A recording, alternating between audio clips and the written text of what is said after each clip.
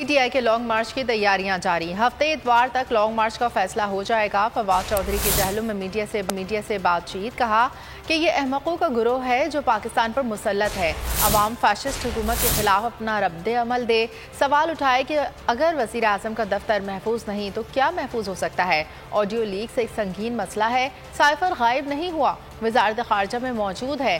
पहले कहते थे कोई ख़त ही नहीं, अब कहते हैं साइफर गुम हो गया। इसमें भी हमने चौके छक्के छुड़ा दिए हैं हुकूमत के, समझ नहीं आ रही इनको क्या करना है।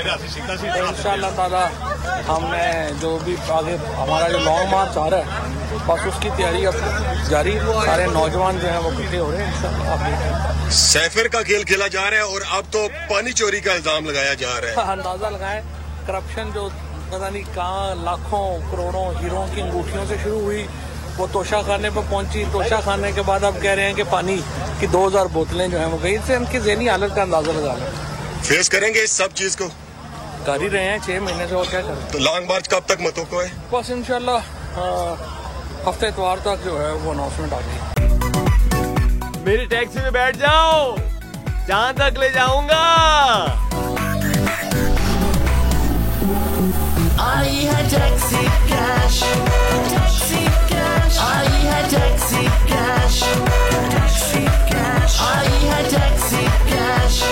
कभी टैक्सी वाले ने सवारी को किराया दिया, सुना है ये सीट नहीं हॉट सीट है। अब जिंदगी में करेंगे ऐश, क्योंकि आ गई है टैक्सी कैश। टैक्सी कैश पीर और मंगल रात 9 बजे सिर्फ बोल एंटरटेनमेंट पर। सबसे ज्यादा व्यूज, सबसे ज्यादा रील्स और सबसे ज्यादा रेटिंग के साथ बोल अब भी नंबर 1 पोजीशन पर बरकरार। और अगर आपको हमारी ये वीडियो पसंद आई है तो लाइक पर क्लिक कीजिए। सब्सक्राइब करें और बेल दबाएं ताकि कोई खबर रह न जाए।